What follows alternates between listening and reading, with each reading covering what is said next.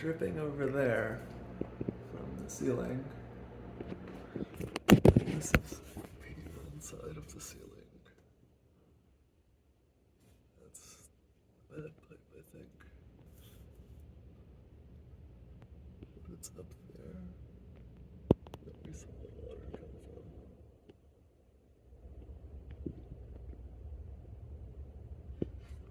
from. But it might be leaking from somewhere else up here also.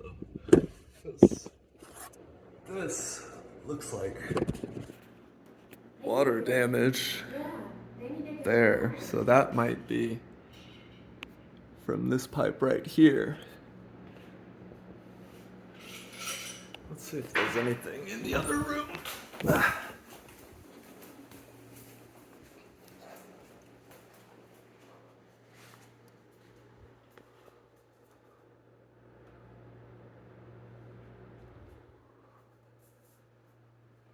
No, that looks mostly clean.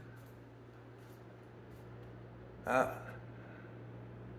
is probably from that pipe up there.